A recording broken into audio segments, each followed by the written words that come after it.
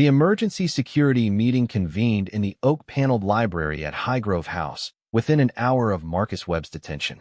Present were King Charles, Queen Camilla, Detective Chief Inspector Hartwell, Inspector Morrison, and Sir Reginald Ashworth, the recently appointed head of Royal Protection who had driven directly from London upon receiving the incident report.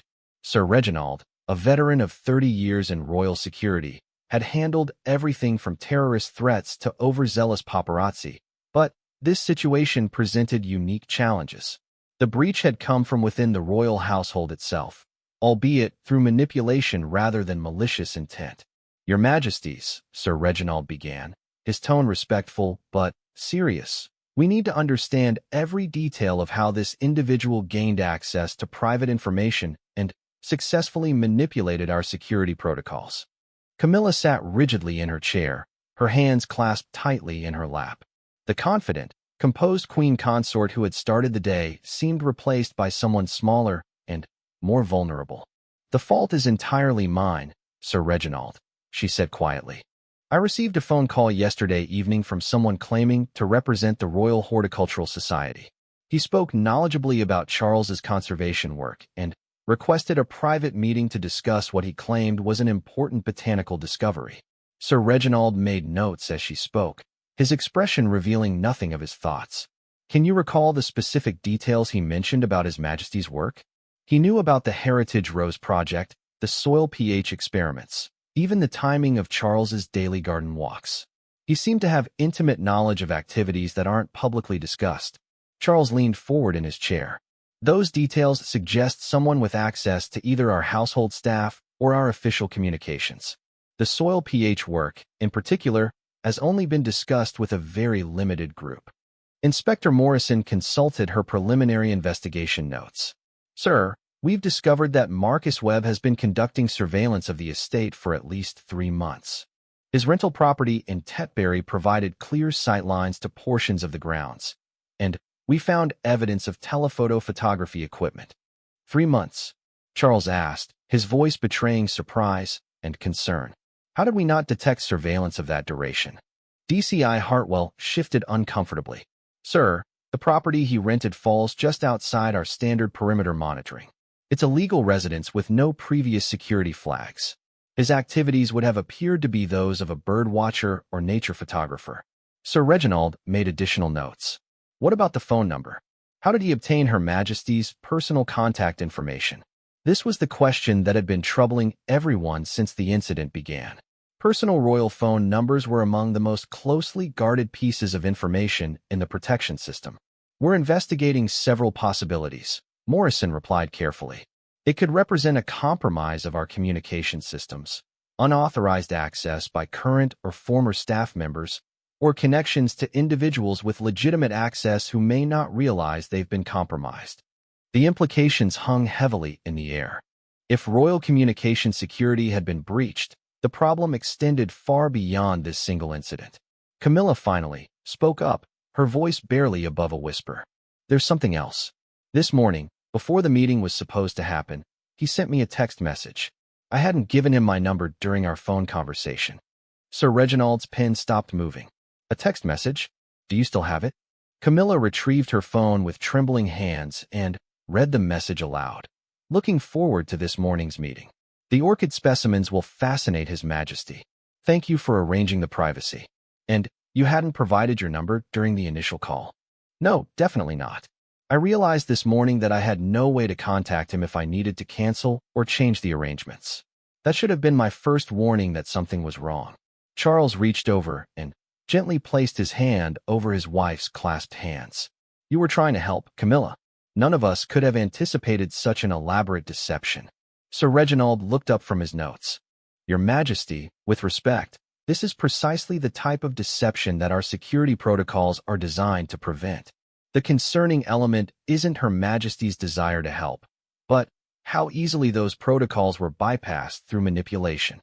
The gentle rebuke was delivered with professional courtesy, but its meaning was unmistakable. Royal security depended on consistent application of procedures, regardless of good intentions. Inspector Morrison's radio crackled with an update from the investigation team. "Ma'am, We've completed the initial search of Webb's vehicle and found detailed photographs of estate personnel, including ground staff and security personnel in civilian clothes. He also had copies of local newspaper articles about His Majesty's charitable activities and a notebook containing what appears to be surveillance observations. Charles felt a chill of understanding. He wasn't just planning to approach me inappropriately. He was studying our entire operation. It appears so, sir. The level of preparation suggests this wasn't an impulsive act, but a carefully planned operation with specific objectives. Sir Reginald closed his notebook and looked directly at both Charles and Camilla. Your Majesties, we need to discuss immediate changes to security protocols and communication procedures. This incident has revealed vulnerabilities that require comprehensive addressing. Of course, Charles replied. What do you recommend? First, all external communication claiming to represent legitimate organizations must be verified through official channels before any arrangements are made. Second, any requests for security modifications must go through the protection team leadership regardless of their source. Third, we need to conduct a complete review of who has access to personal contact information and implement additional safeguards. Camilla found her voice again, though it remained strained. Sir Reginald, I understand that I created this situation through my poor judgment. What assurances can I provide that it won't happen again? The veteran security chief studied her carefully before responding. Your Majesty, the best assurance is understanding that security isn't just about protecting you from obvious threats. It's about maintaining vigilance against sophisticated manipulation attempts designed specifically to exploit your natural instincts to be helpful and supportive. What will happen to this Marcus Webb? Charles asked. DCI Hartwell answered. He'll be thoroughly interviewed about his methods and objectives. Depending on what we discover, charges could range from stalking and harassment to more serious offenses if we find evidence of criminal conspiracy or threat to royal safety. Inspector Morrison added, we're particularly interested in determining whether he was working alone or as part of a larger operation. The sophistication of his approach suggests possible coordination with others who provided information or technical support. The meeting continued for another hour, covering everything from revised communication protocols to enhanced surveillance detection procedures. As the security team prepared to leave, Sir Reginald requested a private word with Charles and Camilla. Your Majesties, I want to emphasize that today's outcome demonstrates that our security systems, while imperfect, are ultimately effective. DCI Hartwell's professionalism and quick thinking prevented what could have been a much more serious situation. Charles nodded appreciatively. James certainly exceeded expectations today. His response was exemplary. However, Sir Reginald continued, we cannot rely on individual excellence to compensate for protocol failures. The changes we've discussed today aren't suggestions. They're necessary requirements for maintaining your safety in an increasingly complex threat environment. After the security team departed, Charles and Camilla found themselves alone in the library for the first time since the morning's events began. The silence stretched between them, filled with unspoken concerns and emotions. I feel like such a fool, Charles, Camilla finally said. I pride myself on being careful and thoughtful, and I allowed myself to be completely deceived by someone who clearly spent months planning this approach. Charles moved to sit beside her on the leather sofa. You're not a fool, Camilla. You're a caring person who wanted to support something I'm passionate about. This web character clearly understood that and used it against you. But Sir Reginald was right. I bypassed security protocols that exist for good reasons. I put you in danger because I wanted to surprise you with something special. And if the approach had been legitimate, it would have been a wonderful surprise. The problem isn't your intentions. It's that people with bad intentions have learned to exploit good intentions. Camilla leaned against her husband's shoulder, feeling the weight of the day's stress finally beginning to ease. What worries me most is wondering what else he might have learned during those 3 months of surveillance. What other vulnerabilities he might have discovered. That's what the investigation will determine. Sir Reginald and his team are the best in the world at this type of work. If there are other risks, they'll find and address them. As evening fell over Highgrove House, the routine security patrols took on additional significance. Every shadow was examined more carefully, every unusual sound investigated more thoroughly. The grounds that had seemed so peaceful and secure that morning now felt different, not unsafe, exactly, but somehow more complex and requiring greater vigilance. In the weeks that followed, the investigation into Marcus Webb revealed a troubling pattern of surveillance and information gathering that extended beyond Highgrove House. He had conducted similar reconnaissance of other royal residences and had compiled detailed profiles of royal family members' personal interests and daily routines. Most concerning was the discovery that Webb had connections to a network of individuals who specialized in gathering intelligence on high-profile targets for various purposes, from unauthorized journalism to more serious criminal activities.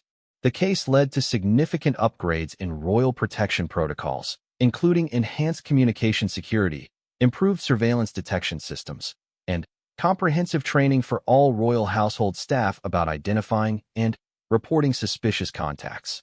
For Camilla, the incident became a turning point in understanding the complexities of royal security in the modern world. She developed a much deeper appreciation for the challenges faced by protection personnel and became one of the most diligent royal family members in following security protocols. The orchid that Marcus Webb claimed to have discovered, of course, never existed. But the lesson learned about the sophisticated methods used by those who would exploit royal kindness and trust became an invaluable addition to the ongoing effort to keep the royal family safe in an increasingly complex and connected world. King Charles later reflected that while the incident had been frightening and concerning, it had ultimately strengthened both his marriage and his confidence in his protection team.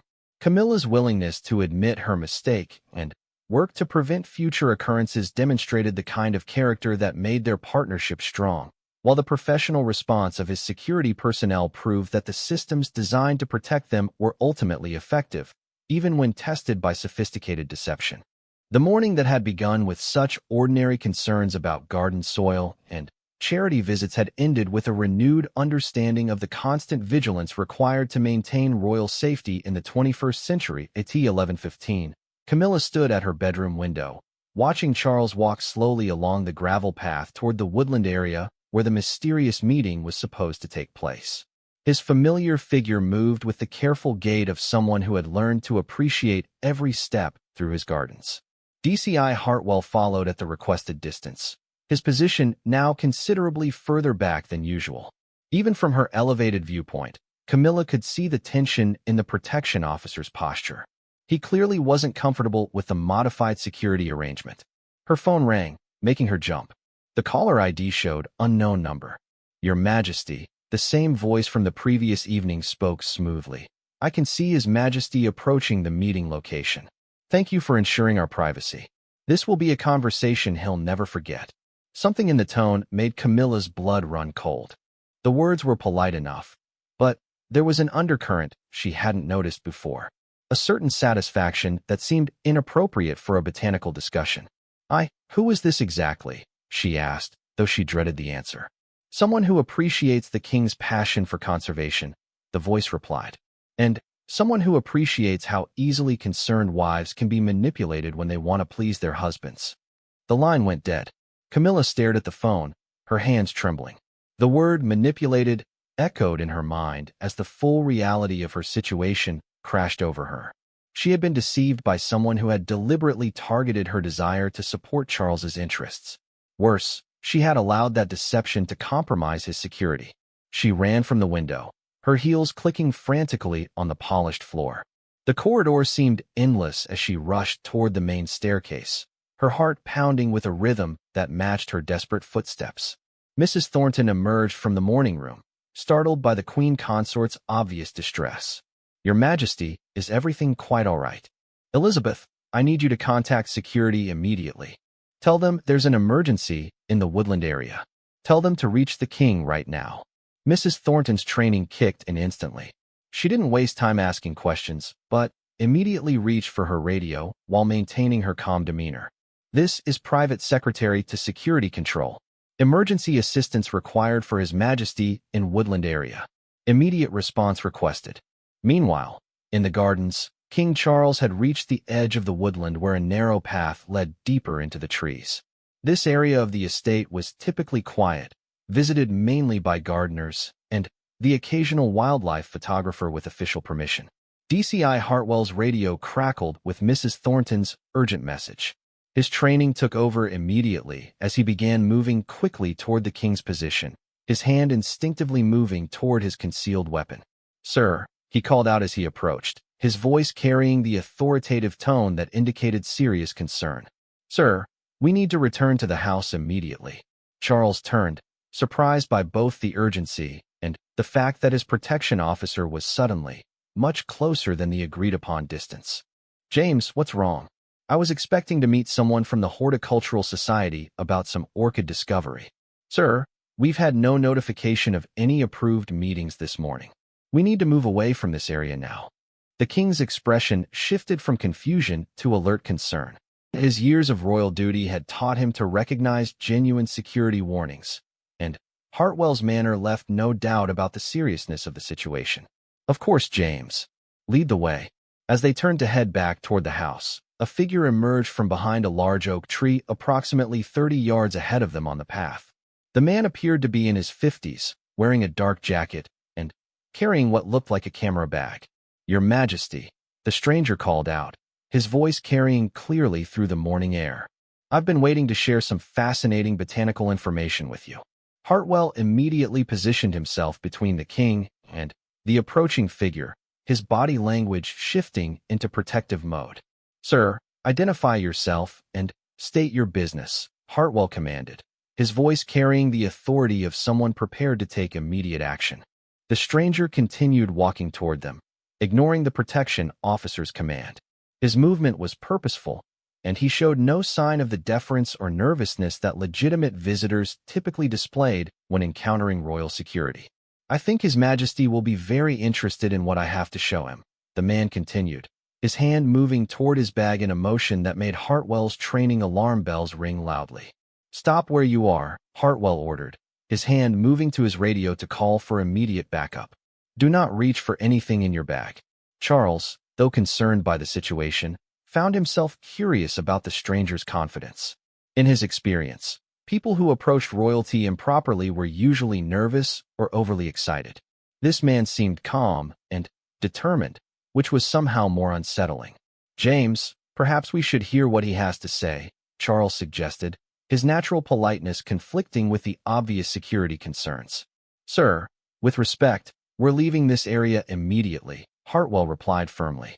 His years of protection experience told him that this situation had moved beyond normal precautions. The stranger stopped his approach, but called out again, "Your Majesty, your wife was very helpful in arranging this meeting. She seemed quite concerned that you receive this information privately." Charles felt a cold shock of understanding. Camilla had been involved in arranging this encounter? That would explain Hartwell's confusion about unauthorized meetings. But it also meant his wife had somehow been deceived or manipulated into compromising his security. "What exactly did my wife arrange?" Charles asked, though Hartwell was already guiding him backward along the path. "She ensured that your security would be appropriately distant," the stranger replied with a smile that held no warmth. "Unfortunately for my plans, your protection officer seems more professional than I anticipated." The admission that this had been some kind of trap sent adrenaline coursing through both Charles and Hartwell. Whatever this man's intentions, he had deliberately targeted the Queen consort to create this situation. Hartwell's radio crackled with incoming communications. "DCI Hartwell, this is Inspector Morrison. We have multiple units responding to your location. What's your status?" "One unauthorized individual, approximately 30 yards northeast of my position. Subject has admitted to manipulating security arrangements. Recommend immediate perimeter establishment and investigation." The stranger seemed to realize that his window of opportunity was closing rapidly. His previous calm demeanor shifted to something more urgent and potentially dangerous. "Your Majesty," he called out, his voice taking on a more aggressive tone. "I've gone to considerable trouble to arrange this conversation. The least you can do is listen to what I have to say." "The conversation is over," Hartwell replied firmly, continuing to guide the king back toward the main estate while maintaining visual contact with the potential threat. Within minutes, additional security personnel arrived from multiple directions. Inspector Morrison approached from the south path, while two other protection officers secured positions to prevent the stranger from escaping into the deeper woodland. The man found himself surrounded by professional security personnel who had efficiently cut off all possible escape routes. His earlier confidence evaporated as he realized the extent of his miscalculation. "Gentlemen," he said, raising his hands but still maintaining his grip on the bag, "there's no need for such dramatic measures. I simply wanted to discuss conservation matters with His Majesty." "Drop the bag and place your hands behind your head," Inspector Morrison commanded. "You are being detained for investigation." "This is rather unnecessary," the stranger protested, but he complied with the instruction. "I haven't actually done anything illegal." Obtaining personal contact information for members of the royal family through deception, manipulating security arrangements, and making unauthorized contact all constitute serious offenses, Morrison replied as she approached to secure the individual. As the stranger was being restrained, Charles found himself both impressed by his protection team's efficiency and deeply concerned about how this situation had developed. "James," he said quietly, "I need to understand exactly how this person contacted my wife and what they convinced her to arrange." "Of course, sir. Inspector Morrison will coordinate the investigation while we ensure your safety and return you to the house." Back at Highgrove House, Camilla paced anxiously in the drawing room, her earlier composure completely shattered. Every minute felt like an hour as she waited for news about Charles's safety. Mrs. Thornton remained nearby, providing quiet support while monitoring radio communications with security. "Your Majesty," Mrs. Thornton said gently, "I'm receiving reports that His Majesty is safe and returning to the house. The situation has been contained." Camilla felt her legs weaken with relief, but that emotion was quickly followed by dread. Charles was safe, but she would now have to explain how she had allowed herself to be manipulated into compromising his security. 20 minutes later, Charles entered the drawing room accompanied by DCI Hartwell and Inspector Morrison. His expression was a complex mixture of relief, concern, and something that might have been disappointment. "Camilla," he said softly, "I think we need to discuss what happened this morning." "I'm so sorry, Charles," she began, but he held up a gentle hand. "First, let's understand exactly what we're dealing with. Inspector Morrison, what have you learned?" Morrison consulted her notes. "Your Majesty, the individual has been identified as Marcus Webb, age 47. He's a freelance journalist with a history of attempting unauthorized access to public figures. His camera bag contained recording equipment and what appears to be a detailed layout of the estate grounds." Charles absorbed this information quietly. "And his contact with my wife? We believe he conducted extensive research to identify personal interests and potential vulnerabilities. His approach was sophisticated, using legitimate-sounding credentials and appealing to Her Majesty's desire to support your horticultural passion." Camilla felt each word like a physical blow. She had been not just deceived, but professionally targeted by someone who had studied their personal lives to find the most effective approach. "The most concerning aspect," Morrison continued, "is how he obtained Her Majesty's personal phone number. This suggests either a security breach or connections to individuals with access to private royal information." The room fell silent as the implications settled over everyone present.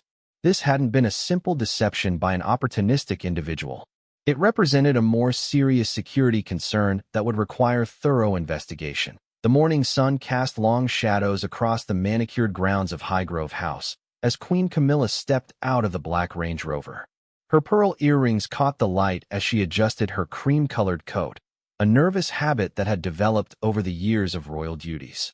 Today felt different somehow, though she couldn't quite place why. Detective Inspector Sarah Morrison watched from her position near the main entrance, her trained eyes scanning the perimeter as they did every morning. 23 years of royal protection service had taught her to notice the smallest details that others might miss. The way a gardener moved too quickly between the rose bushes. How a delivery truck lingered a moment too long at the gates. Today, something in the Queen Consort's demeanor set off quiet alarm bells in her mind. King Charles had already departed for his morning walk through the private gardens, accompanied by his personal protection officer, Detective Chief Inspector James Hartwell. It was their daily routine, one that had remained unchanged for months. The king found peace in these solitary moments among his beloved plants, discussing soil conditions and pruning techniques with the head gardener, Thomas Whitmore. Camilla paused at the entrance, checking her phone for the third time in 5 minutes. Her private secretary, Mrs. Elizabeth Thornton, approached with the day's schedule printed on cream-colored paper.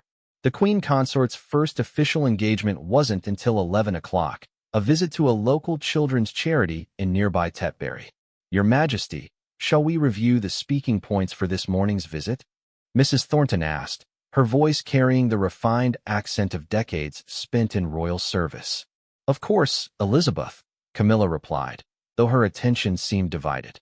She glanced toward the garden path where Charles had disappeared 20 minutes earlier. Has the king mentioned any changes to his schedule today? Mrs. Thornton consulted her leather-bound diary. No changes reported, ma'am. His Majesty has meetings with the agricultural ministers at 2 o'clock, followed by the environmental summit preparations. What Mrs. Thornton didn't know was that Camilla had received an unusual phone call the previous evening. The caller claimed to be from the Royal Horticultural Society, requesting a private meeting with the king to discuss a rare orchid discovery. The voice sounded official enough, complete with proper protocol language and specific knowledge of Charles's horticultural interests. The caller had been persuasive, mentioning details about the king's ongoing conservation projects that seemed legitimate. They requested that the meeting remain confidential until proper documentation could be prepared. Most importantly, they asked if the Queen Consort could ensure the king's security detail remained at a distance to avoid intimidating the elderly botanist who had made the discovery. Camilla had found herself agreeing before fully considering the implications.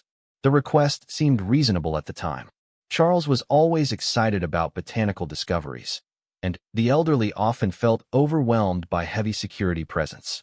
She had promised to arrange for a more discreet protection arrangement during the 11:30 meeting in the far corner of the estate's woodland area. Now, standing in the morning sunlight, doubt began to creep into her thoughts. Why hadn't the Royal Horticultural Society gone through official channels? Why the emphasis on secrecy? Most troubling of all, why did they specifically request reduced security? Detective Inspector Morrison noticed the Queen Consort's hesitation and approached respectfully. Your Majesty, is everything quite all right this morning? Camilla forced a smile, the practiced expression of someone accustomed to hiding concerns behind royal composure. Perfectly fine, thank you, Inspector Morrison. I was simply enjoying the beautiful weather. Indeed, ma'am. Shall I inform DCI Hartwell that you're ready to begin the day's engagements? This was the moment. Camilla could mention the unusual request now, submit it to proper security protocols, and let the protection team handle the situation professionally.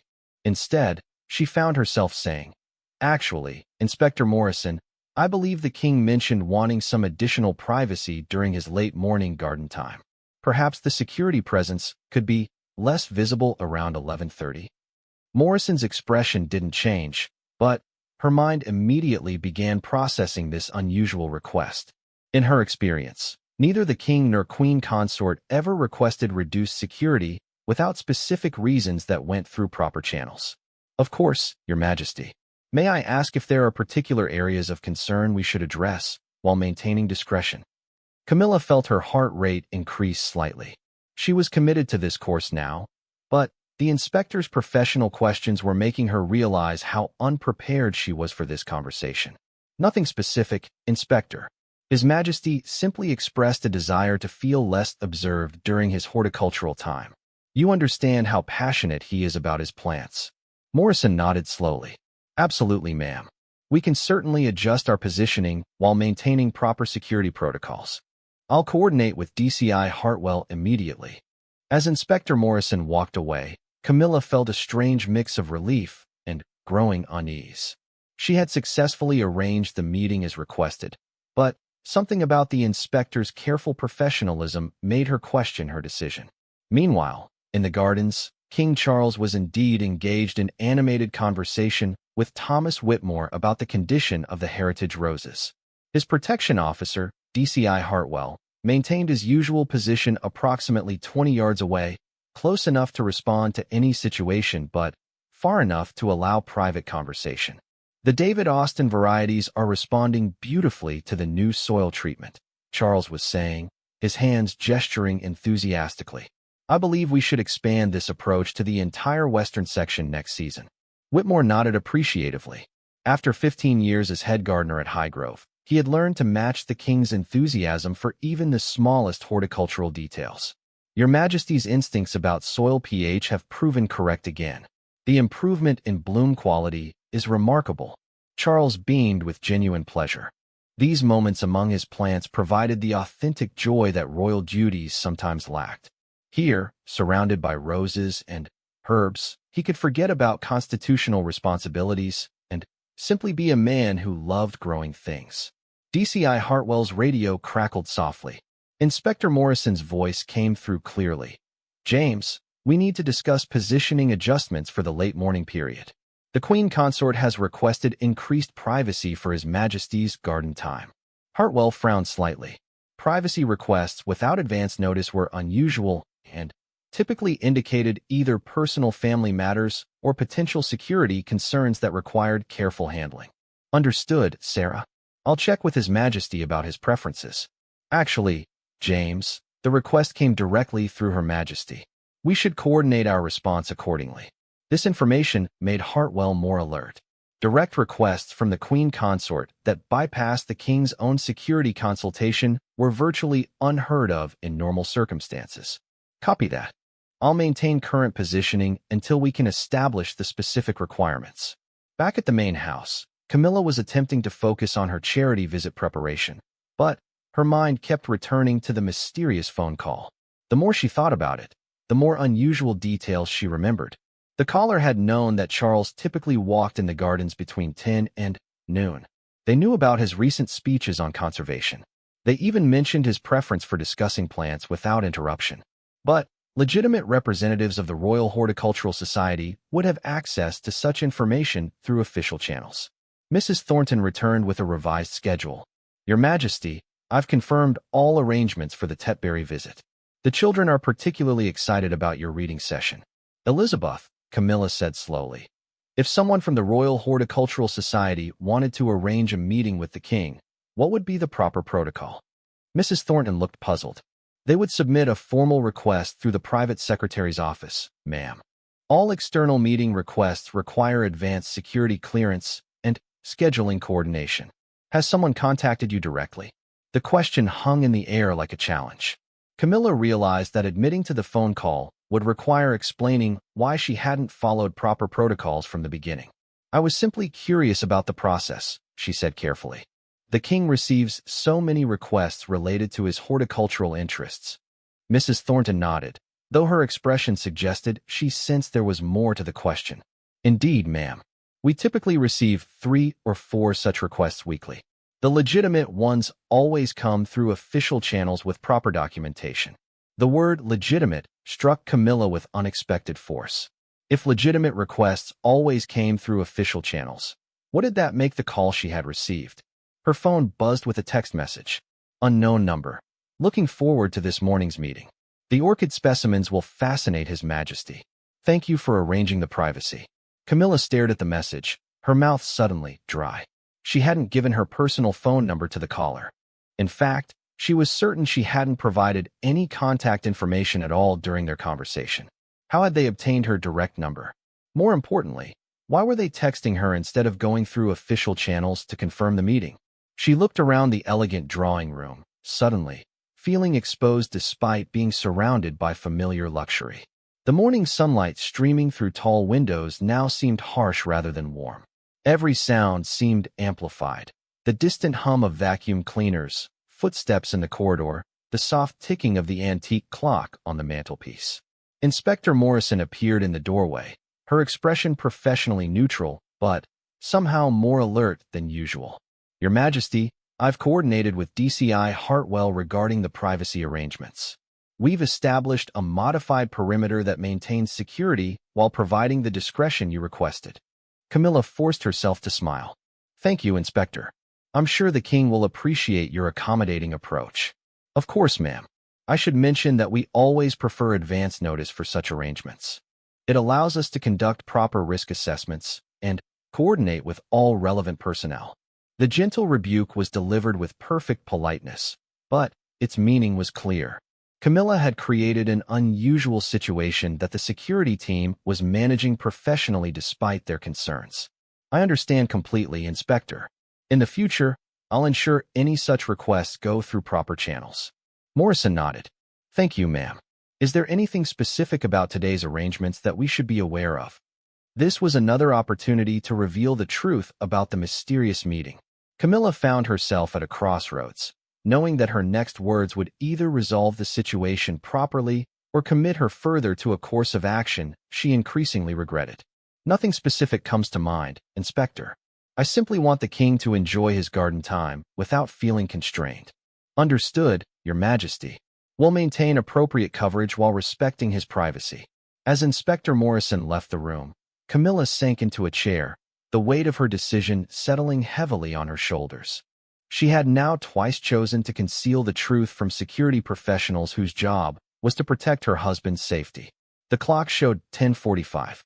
In 45 minutes, a mysterious person claiming to represent the Royal Horticultural Society would arrive for a meeting that existed outside all official protocols. The king's security would be deliberately reduced based on her personal request, and she had no way to verify the legitimacy of any of it without admitting her mistakes to the very people she was deceiving. Outside, King Charles continued his garden tour, completely unaware that his wife had potentially compromised his safety based on a phone call that was becoming more suspicious by the minute. The morning breeze carried the scent of roses through the air, a peaceful contrast to the growing tension that Camilla felt building with each passing moment.